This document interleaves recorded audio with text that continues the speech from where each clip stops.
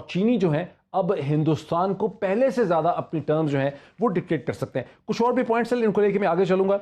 ये जो सूरत हाल है, नजमुद्दीन शेख साहब आप बता रहे थे ट्रेड का, आपको क्या लगता है कि जिस किस्म का प्रेशर चीनी हिंदुस्तान पे डाल रहे हैं पिछले 20 दिन से, क्या हिंदुस्तान पीछे हटेगा या हिंदुस्तान वहीं खड़ा रहेगा? जो आप ये कह रहे हैं, जो जन साहब ने हमें बताया कि बॉर्डर इंस्टॉलेशंस बनाई जा रही हैं, सड़कें बनाई जा रही हैं, एयर स्ट्रिप्स बनाए जा रहे हैं एक डिस्प्यूटेड टेरिटरी में। और कल हमने देखा कि इंडियन मिलिट्री की जब हिंदुस्तान के वजीर आजम नरेंद्र मोदी के साथ मुलाकात हुई तो जो अखबारात में छपा है हिंदुस्तान में वो ये है कि हिंदुस्तान बिल्कुल पीछे नहीं हटेगा। आपका क्या एनालिसिस?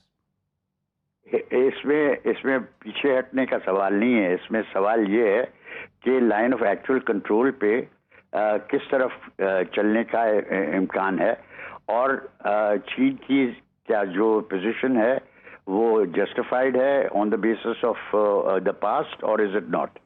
अब मेरी नज़र में ये सारा मामला जो है इसका एक लार्जर कॉन्टेक्स्ट है। अच्छा, वो लार्जर कॉन्टेक्स्ट ये है कि इस वक्त हिंदुस्तान ने अपने एक एग्रीमेंट की है रूस के साथ कि वो S-400 खरीदेंगे और इस पे अमेरिका की तरफ से सैंक्शंस लगने का इम्कान होना चाहिए, क्योंकि उन्होंने कह दिया है कि साहब अगर किसी ने इस किस्म की चीज़ खरीदी तो या रूस के साथ इस किस्म की एग्रीमेंट की तो फिर हमारी दूसरी एग्रीमेंट्स जो हैं हम मिलिट्री कोलैबोरेशन को कम करना हमारे लिए ज़रूरी होगा।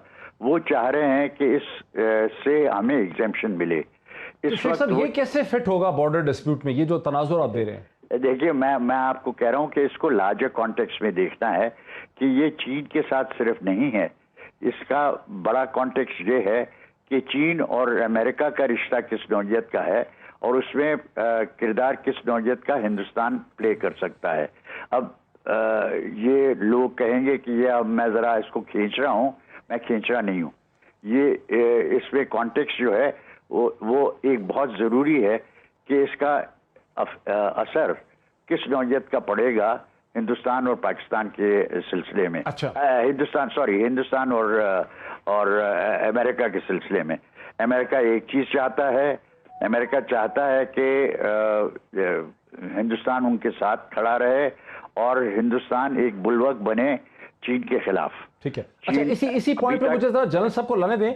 जनरल साहब, अमेरिका की मगरब की ख्वाहिश तो बहुत रही गुज़िश्ता 15-20 बरस में 9/11 के बाद से कि हिंदुस्तान एक देव की तरह एक जिन की तरह खड़ा हो जाए चीन के मुकाबले में।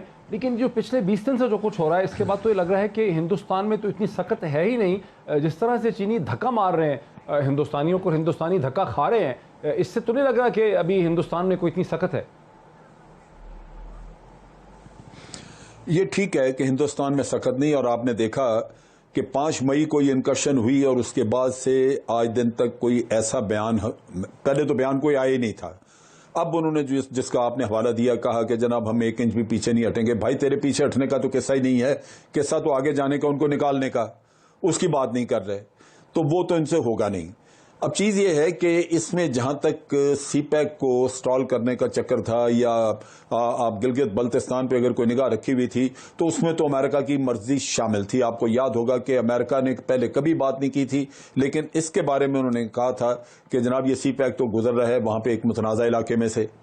ये आपको जहन में रखना चाहिए कि अमेरिका किसी न किसी शक्ल में इस मामले में इंडिया को सपोर्ट करेगा। Very interesting. लेकिन असल किस्सा ये है कि क्या अमेरिका उसको बाद में यूज कर सकेगा, जहां इंडिया के पांव जो हैं वो लरज़ रहे हैं, वो नहीं कर रहे।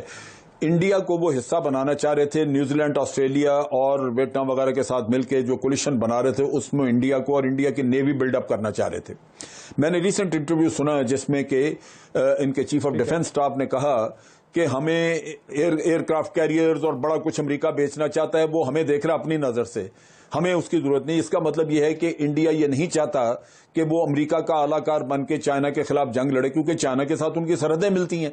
अमेरिका तो दूर बैठा है, असल भुगतने वाले होंगे Indians. So naturally they are very careful. लिहाजा वो अमेरिका से हमायत तो लेना चाहेंगे, लेकिन वो जो कोलिशन बनती नजर आ रही थी जिसमें कि वो उस नेक्सस का हिस्सा लगता था कि बनने जा रहे हैं, वो नहीं बनेंगे।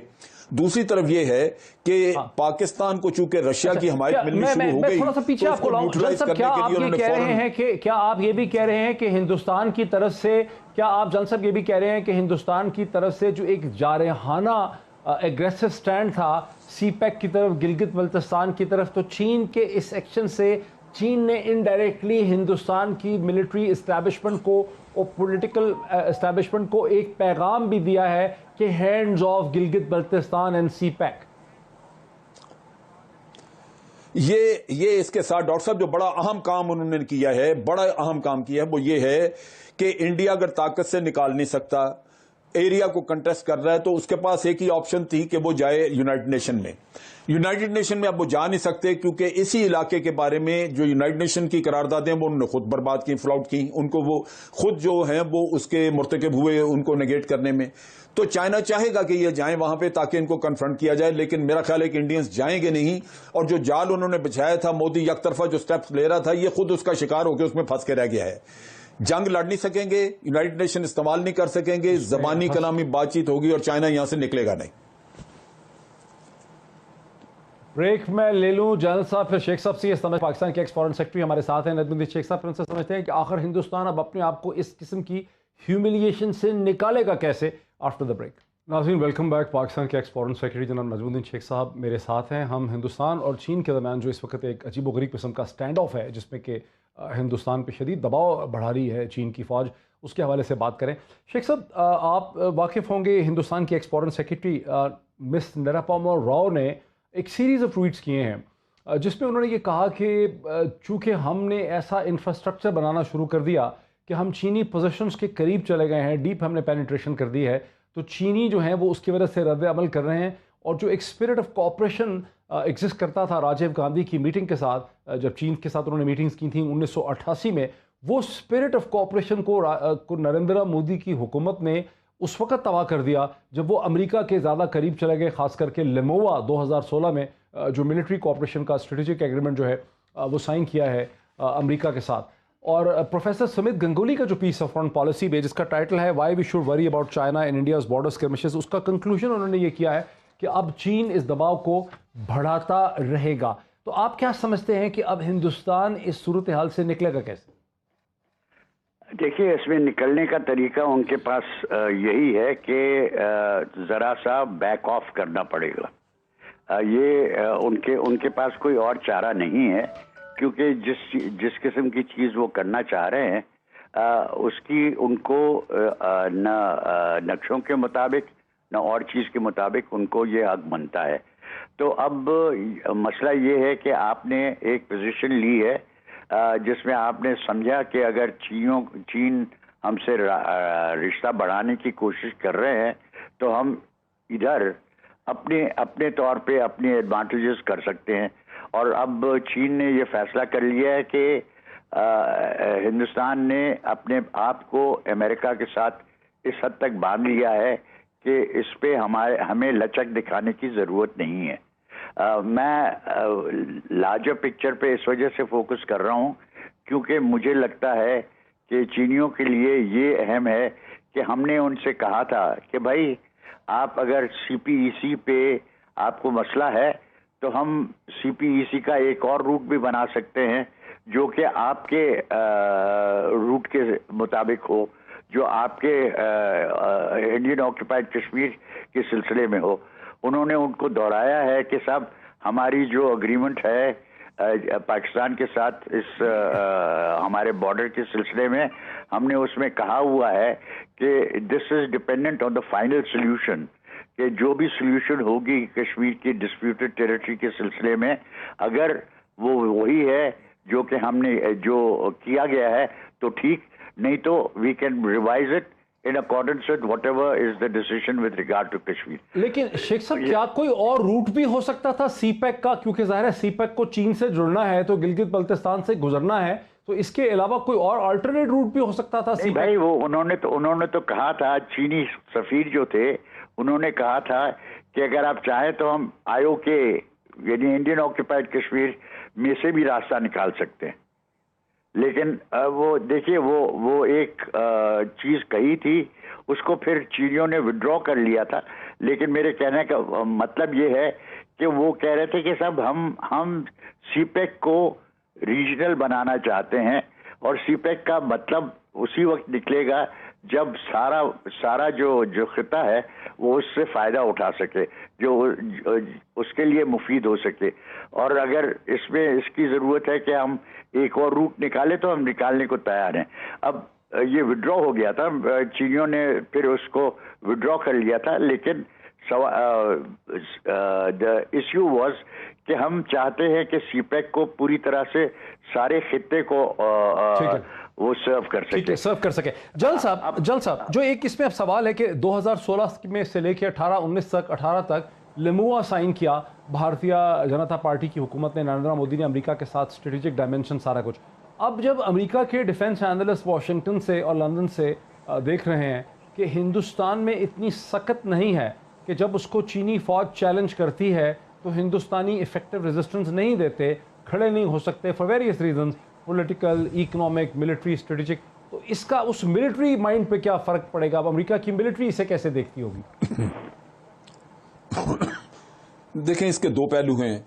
एक तरफ तो अमेरिका में ये पॉलिटिकल रियलाइजेशन मौजूद है कि इंडिया बहुत बड़ा मुल्क है, इसको 100% अमेरिका अपने मकासद के लिए इस्तेमाल नहीं कर सकता। उसकी अपनी खित्ते में भी और बाहर भी एक उसकी अपनी एक वैल्यू है, एक उसका अपना इम्पैक्ट है। लिहाजा ये भी एक फीलिंग है वहाँ पे कि ये बहुत मुश्किल है कि आप 100% अपने मकासद के लिए इस्तेमाल कर सकें। दूसरी तरफ ये भी फीलिंग है कि अगर हम उसको भारत को उसकी नेवी तैयार करें और वो बहुत बड़ी नेवी बन जाए और ब्लू वाटर नेवी जो है कि वो इंडियन ओशन को डोमिनेट करे, मलाक्का स्ट्रेट को डोमिनेट करे, तो चले कम से कम अमेरिका अपना माल तो बेचता रहेगा। अमेरिका को फाइनेंशियल बेनिफिट्स भी नजर आते हैं कि इंडिया ऑफ कोर्स जब खरीदता है चीजें तो वो उनको पैसे पे करता है, एड वगैरह नहीं उनको दी जाती, लिहाजा वो भी एक मफाद मौजूद था। लेकिन ये सारी चीजें इंडिया में किस तरह देखी जाती हैं वो मसला है, क्योंकि इंडिया के अगर चाइना के साथ कोई मसला होता है तो किसी भी और मुल्क को वो इम्पैक्ट नहीं आता जो इंडिया पे आता है, क्योंकि इंडिया तो उनके कॉमन बॉर्डर्स हैं, लिहाजा फैसला इंडिया ने करना होगा। दूसरी चीज जो बड़ी अहम है वो ये है कि अब अगर ये अभी मैं चाइना के एम्बेसडर की स्टेटमेंट देख रहा था, जो न्यू दिल्ली में उनके एम्बेसडर हैं, उन्होंने कहा कि इंडिया चाइना के लिए एक अपॉर्चुनिटी है और चाइना इंडिया के लिए अपॉर्चुनिटी है। हकीकतन हमें दोनों को अंडरस्टैंडिंग के साथ आगे बढ़ना चाहिए और एक बातचीत के जरिए हमें अपनी अपॉर्चुनिटीज को यूज करना चाहिए। उससे लगता यह है कि बातचीत तो होगी लेकिन चाइना यहां से विड्रॉ नहीं करेगा। ये वो चीज है जहां आके इंडिया को रिकंसाइल करना होगा और आइंदा के लिए चाइना कुछ कंडीशंस रखेगा कि आप अपना इंफ्रास्ट्रक्चर डेवलप ना करें। जब मुतनाज़ा इलाका है तो या तो बैठ के उसको हल करें, अगर हल नहीं कर सकते तो ये इसी तरह फिर रहने दें। ठीक है, हाँ, अच्छा, तो कंसेंसस हमारा भी वही है जो इंडियन इंडिपेंडेंट डिफेंस एनालिस्ट का है कि हिंदुस्तान को बुनियादी तौर पे अपने इंफ्रास्ट्रक्चर डेवलपमेंट के प्रोसेस को रोकना होगा। शेख साहब, आज़ाद कश्मीर के प्रेसिडेंट जो हैं वो इसके बारे में ये मौक़िफ़ रखते हैं कि अगर ये सिचुएशन तूल खींचती है तो खित्ते का रीजनल जो कश्मीर के हवाले से स्ट्रेटेजिक लैंडस्केप बदल सकता है। इसको गौर से देखने की ज़रूरत है। आपको लगता है, वो भी एक एक्स डिप्लोमेट है, आपको लगता है कि ये बात इतनी आगे जा सकती?